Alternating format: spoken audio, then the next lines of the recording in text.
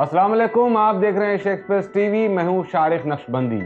बात साल 2016 की है, जब राकेश सिन्हा, जो कि आरएसएस के मशहूर प्रचारक है और आज राज्यसभा के मेंबर है, इन्हें एक टीवी न्यूज चैनल से कॉल आता है। कॉल पर मौजूद एक एंकर उनसे कहता है, सर आज डिबेट में आपके सामने मौजूद पैनलिस्ट, जो कि एक मौलाना है, उनकी दाढ़ी और टोपी उछालना है। मैं बीच बचाव करूंगा, हमारा प्रोग्राम हिट हो जाएगा। आप फिक्र ना करें, मेरी मौलाना से पूरी सेटिंग हो गई है और आपके दाढ़ी टोपी उछालने पर कोई ऑब्जेक्शन भी वो नहीं लेंगे। इस प्रोग्राम में आप दोनों झगड़ा करेंगे, मैं बीच बचाव करूंगा और हम दोनों इसे ट्विटर पर खूब वायरल करेंगे। आप फिक्र ना करें, मेरी पूरी बात हो चुकी है।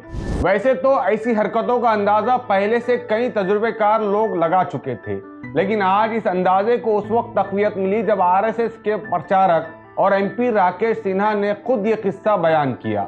यहाँ राकेश सिन्हा की भी तारीफ करनी चाहिए, जिन्होंने इस तरह के डिबेट में जाने से साफ इनकार कर दिया। आगे बढ़ने से पहले आइए आपको सुनाते हैं कि राकेश सिन्हा ने एक प्रोग्राम में कैसे गोदी मीडिया के झूठ का पर्दाफाश किया।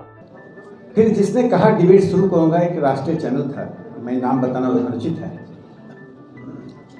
वो कुछ पॉज दिया, कुछ बोलना चाहता था लेकिन बोल नहीं पाया। आधे घंटे बाद फिर फोन आया कि आपने बता ही दिया। आधे घंटे बाद फिर फोन आया। मैं कहा देखिए, मैं लाइब्रेरी के अंदर हूं और बार बार आप कह रहे हैं कुछ बात है क्या। कहा सर एक बात आपसे बतानी थी। डिबेट में जो एक मेरे मित्र अंसार रजा जी आते थे, तो अंसार रजा आ रहे हैं, मेरी उनसे बात हो गई है, उनको क्या बोलना है मैंने बता दिया। थोड़ा सा आप उग्र हुए, आप बहुत शांत रहते हैं, अच्छा नहीं लगता। तो मैं कहा कुछ बता तो दीजिए, तो मैं ऐसा होता दिखाऊंगा। तो कुछ अभद्र बर्बरतापूर्ण शब्द उन्होंने मुझे कहा बोलने के लिए, दाढ़ी के ऊपर, टोपी के ऊपर। मैंने कहा बहुत अच्छा, मैं जरूर बोलूंगा, कुछ और है तो बता दीजिए। फिर आधे घंटे बाद मैंने उसको फोन किया कि ये काफी नहीं है, कुछ और बताइए। कहा सर अब आप जो बोलना है बोल दीजिए, आप दोनों झगड़ा करेंगे, मैं बीच बचाव करूंगा, फिर डिबेट हिट जाएगी, आप भी ट्रेंड करेंगे ट्विटर पर, मैं भी करूंगा। ये बात है साल 2016 की, जब नरेंद्र मोदी को सत्ता में आए हुए सिर्फ 2 साल हुए थे और 1-2 न्यूज चैनल को छोड़कर बाकी तमाम मीडिया हाउसेस अपने टीवी चैनल्स पर, अपने न्यूज चैनल पर सिर्फ हिंदू और मुस्लिम डिबेट में मसरूफ थे। कभी हलाला तो कभी हलाल, कभी हिजाब तो कभी वंदे मातरम और कभी तलाक पर खूब डिबेट हुआ करते थे। मुसलमान अपने नुमाइंदों को देखकर कुछ हद तक अच्छा महसूस करते थे कि हमारे कोई तो नुमाइंदे हैं जो यहाँ टीवी डिबेट में जाकर अपनी बात रखते हैं।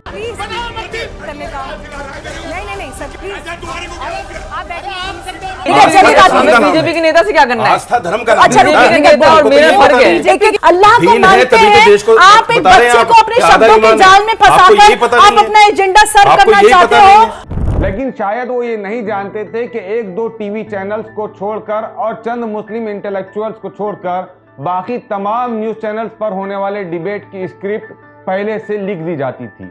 इतना ही नहीं, बल्कि मौलाना अंसार रजा जैसे मौलवियों को खरीदकर डिबेट में बिठाया जाता और उन्हें खुद को जलील करने के हजारों रुपये दिए जाते। अरे महिलाओं का निवास है मैडम, मंगवाइए हिजाब और पहनाइए उनको, हिजाब बहुत प्यारे लगेंगे। एकदम खामोश रहे, कह दे रहे हैं।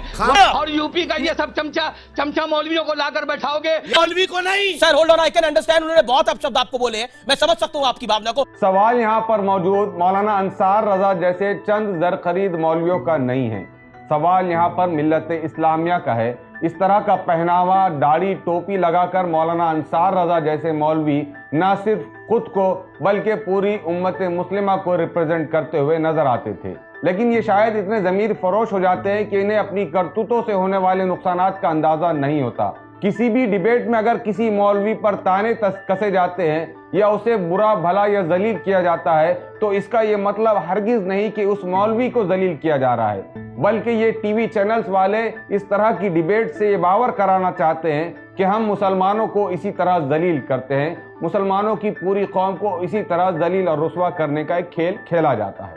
ऐसा नहीं है कि हर टीवी न्यूज चैनल के डिबेट में जाने वाले हर मौलवी मौलाना अंसार रजा जैसे सेटिंग बाज होते हैं, बल्कि कई ऐसे उलमाए कराम हैं, कई ऐसे इंटेलेक्चुअल्स हैं जो इन टीवी न्यूज चैनल पर न सिर्फ अपना पॉइंट ऑफ व्यू रखते हैं, बल्कि मुकाबले में मौजूद पैनलिस्ट या एंकर को अपने दलाइल की बुनियाद पर खामोश कर देते हैं।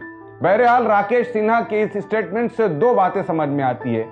एक तो खुद आरएसएस के प्रचारक होने के बावजूद राकेश सिन्हा मानते हैं कि मैं ये वो शख्स नहीं हूं जो किसी की दाढ़ी और टोपी उछाले।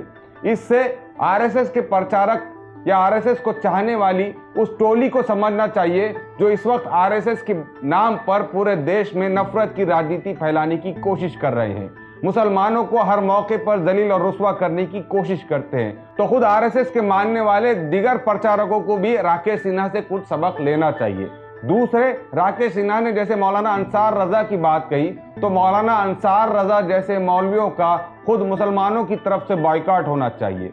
उन्हीं लोगों को डिबेट में हिस्सा लेना चाहिए जो पूरे मैटर को या पूरे इशू को अच्छे तरीके से समझ सकते हैं, जो तमाम दलाइल के साथ अपने सामने मौजूद पैनलिस्ट या एंकर को खामोश बिठा सकते हैं। इस वक्त देश में जो राजनीति है, इस वक्त देश में जो नफरत का माहौल गर्म है, उसमें राजनेताओं से ज्यादा सबसे अहम किरदार मीडिया हाउसेस कर रहे हैं। इसीलिए भारत के हर शहरी को, चाहे वो हिंदू हो, चाहे मुसलमान हो, चाहे किसी धर्म से ताल्लुक रखता हो, उसे ऐसे पैनलिस्ट को संजीदगी से लेना चाहिए जो दलाइल की बुनियाद पर अपनी बात रखे, ना कि एक दूसरे को जलील और रुस्वा करने के लिए चंद रुपयों की खातिर स्क्रीन पर आ जाए। ऐसे हर उस पैनलिस्ट दलाल से अपने आप को बचाना चाहिए, अपनी नई जनरेशन्स को बचाना चाहिए, जिन्हें सुनकर या देखकर हम किसी भी दूसरे धर्म के ताल्लुक से एक अलग सा नैरेटिव सेट कर लेते हैं। बहरहाल गोदी मीडिया के इस काले सच को हमने इस बुलेटिन के जरिए आप तक पहुंचाने की कोशिश की है। आपसे दरखास्त है कि हर डिबेट को, हर पैनल डिस्कशन को संजीदगी से देखने से पहले ये देखें कि उस पैनल डिस्कशन में कौन लोग मौजूद है। ये था एशिया एक्सप्रेस का एक अहम अपडेट। हमारे चैनल को सब्सक्राइब करें, शेयर करें और अपना कमेंट जरूर लिखें ताकि आपकी आवाज़ यानी एशिया एक्सप्रेस टीवी मजबूत हो जाए। शुक्रिया।